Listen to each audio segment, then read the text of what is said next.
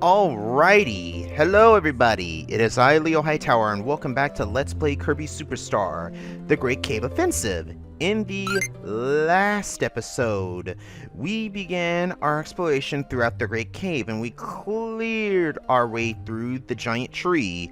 Now we find ourselves in the Crystal Palace, after taking out that gentleman-like fatty whale, basically.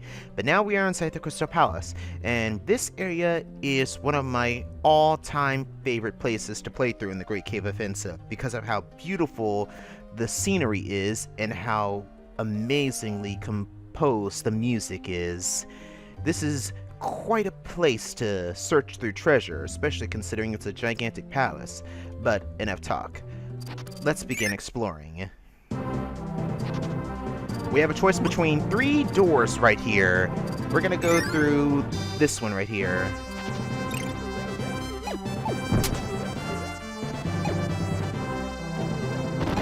First thing we're gonna do is we're gonna destroy that bomb switch there. Open up this chest and we get a goblet, valued at 800G. In this area, we're pretty much swimming through to get to the bottom, basically. Now, this chest is tricky. Go over, hit the switch, and I missed it, which means I gotta leave the area if I want to get through. But I'll come back around after I'm done getting this chest right here. Normally you'd use beam to get through this area, but all you really need to do is use crash. And boom, switch open. Open up this chest and we get a brass knuckle. I'm gonna punch you in your face. Anyway, moving on. Hit this switch, and we swim our way straight up. Here's another chest. Open this one, and we get an amber rose, valued at 22,100G. That one's my personal favorite, considering I enjoy sculptures of roses and stuff like that.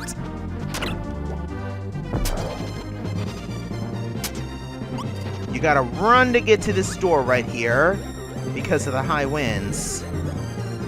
If I can just push, there we go. And we get 2 chests right here. In this one we get a fish fossil, valued at 8,250G. And in this one we get a beast fossil, valued at 24,220G. It's stacking up pretty high. Let's look at the treasures we got so far. We missed number 17, but we can go back and get it once I'm done in this area.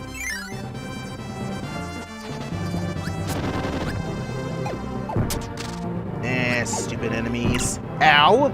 Lucky shot. Alright. Dash on through this area, and we got a mini boss fight. A Poppy Brothers Sr. Nothing a few bomb shots can't handle. Open up this chest and we get nunchakus, or nunchucks basically. Michelangelo used nunchucks in TMNT actually, now that I think about it.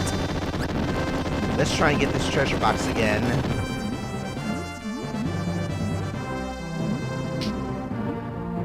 Bingo! We got it! And our reward is a saucepan, valued at 10G. That's not too bad considering. Perfect for making sauce in, spaghetti sauce, or any type of pasta sauce. Anyway, continuing on. We go through the second... Well, I'm gonna go back and save real quick. Refill. Save our progress. Now we leave. We're gonna go through the middle door this time around. And we have to swim up to get to the top. Lots of squishies in the water. I'll create a Poppy Brother Jr. to help us out. And I'll take the yo-yo ability. Oh, there was a Capsule J right there, which could have gave us the jet ability. But I'll stick with my yo-yo ability. There's a treasure box right there, but we gotta go around to get it. But yeah, as I'm playing through, just take a look at the scenery for this stage, basically. This is quite a beautiful sight to behold. Now we gotta swim all the way up because of this area. Go up and get this treasure box and we get a bucket.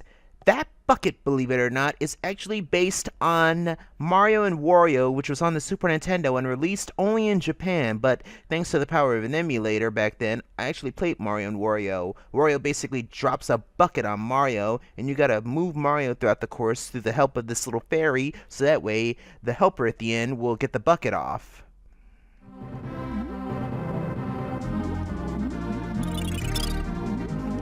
It's an interesting, fun point-and-click game.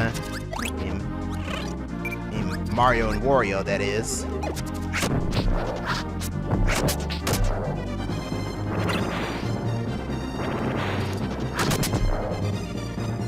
Took a few hits right there. Don't want to end up taking too many hits throughout this area.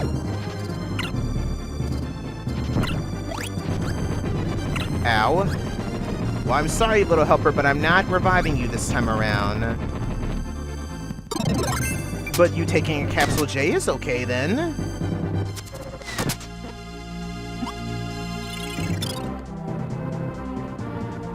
So now I got a Capsule J helper to help me out.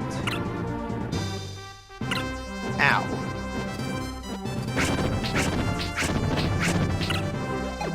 If you die here, I'm not reviving you again. Open up this capsule and we get the Summertime item. Valued at 250,000 G. I think that's considered the last treasure, but we're not done here, unfortunately. I think basically the gist of the hearts for this area is basically every time whenever you've completed an area, you get a heart to represent the various seasons. Springtime, summertime, and autumn time and winter time. And we found ourselves a $100 coin valued at 100,000 G. Wrong button. Yeah, I think we're done in this area, so let's leave. I'm gonna go back up. I'm gonna save again.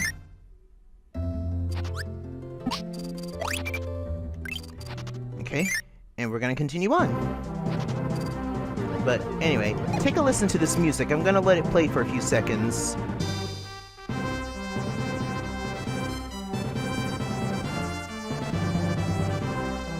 Listen to how amazing and triumphant this music is. I loved it the moment I stepped inside of the Crystal Palace. It's just beautiful. And the background too. Just look at the background. It's unbelievable.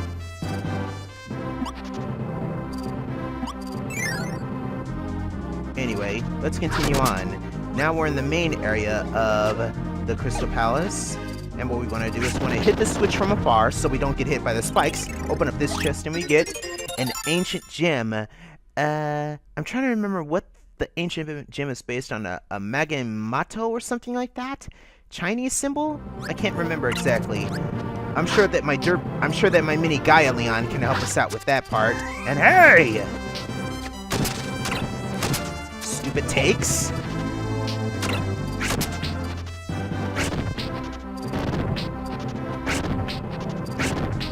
Here's our next treasure chest, hidden behind these blocks. We get Captain Falcon's helmet from F-Zero. Captain Falcon's treasured helmet, valued at 41,000 G. Show me your moves! Alrighty, moving on. There are a lot of takes in this area, and there are also a lot of wheelies for some weird reason. Not that I'd ever really need a wheelie to get through the area. Seriously. Hey!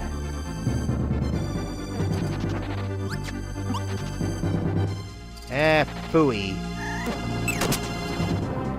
You took my yo-yo ability, you stupid takes.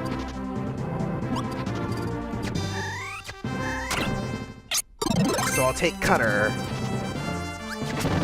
Destroy this, and we get our next item. A dude. I'll have to put Derpy Leon up, or my Gaia Leon, to explain what the dude is supposed to represent. A candy? Or some kind of icon. I can't remember.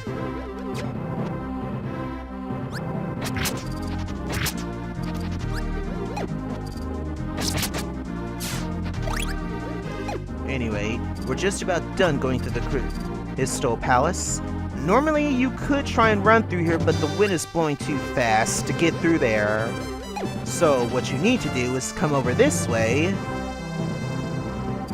Or maybe you are supposed to run that way. Yeah, I'm sorry, I don't know what I was thinking. I'm thinking of another area later on in the game. But anyway, what you're supposed to do is run! Run, run, run to get to the treasure box on the other side.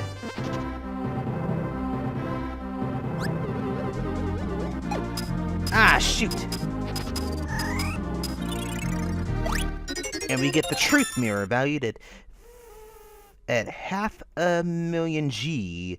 I think the truth mirror is supposed to be a reference maybe to Final Fantasy Mystic Quest? I can't remember. Someone might have to look that up. But I think that might do it for the Crystal Palace area. Let me see. Yes! We've gotten all the treasures in the Crystal Palace, so now all that's left to do is just move on. And we got 3 abilities lined up for us. We got Fighter, Bird, and Capsule J. So you know what that means. We got a boss battle coming up. I'm going to take the Fighter ability, and I'll give my Helper ability to Sir Kibble, because this boss fight here is one of the most unique ones in Kirby history. We are fighting a computer virus, and our first enemy up is a slime. Kirby and Co attack. 25% of damages to the slime. Kirby and Co avoid the attack. I'll let Sir Kibble attack this time. 18 points of damage given to slime. Kirby takes a timeout. Slime trips. Kirby and Co attack. And slime is defeated. Dancing doll appears. Kirby and Co attack. 51 points of damage given to Dancing Doll. Dancing Doll's crying, but nothing happens. 40 points of damage given to Dancing Doll. Kirby takes a timeout. Dancing Doll casts a spell, but nothing happens.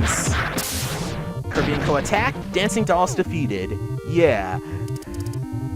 But like I was saying, the computer virus is one of the most interesting and unique enemies ever in this whole entire game. You're basically fighting a Windows pop-up, basically, and it's in the form of RPG characters, and the music is an interesting mix of the boss music. You fight the computer virus 2 times in the game, 1 time in the Great Cave Offensive, and the 2nd time in the final game, Milky Way Wishes. This is one of my most interesting and favorite bosses of all time, and I think even Mr.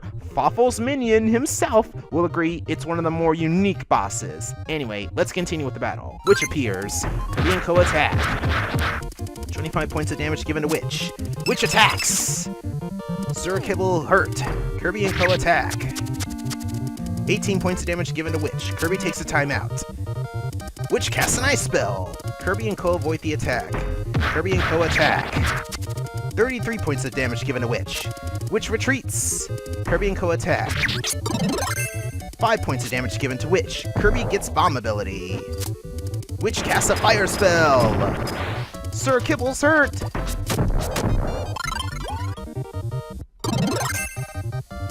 $32 points given to Witch. Witch attacks. Puppy Brother Jr. hurt. And with that bomb, Witch is defeated. Kirby and Co defeat all enemies. You earn 252 experience points. You've earned 3 courage points. You've earned 3 fever points. You've earned 2 appetite points. You've earned 3 ambition points. You've earned 4 honesty points. You've earned 4 friendship points. Like I said, the computer virus is one of the most ridiculous but interesting and one of my favorite bosses of all time. I can't really put it into words exactly, but I love the boss to death. But we are done with the Crystal Palace. Let me take one last look before we go through the door. And we're moving on.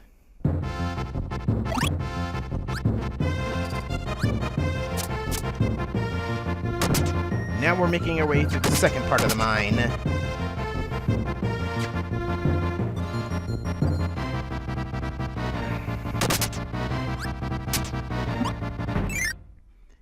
And we make our way toward the castle area.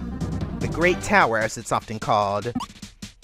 Let me go and save real quick, and I'll explain something to you in the save room.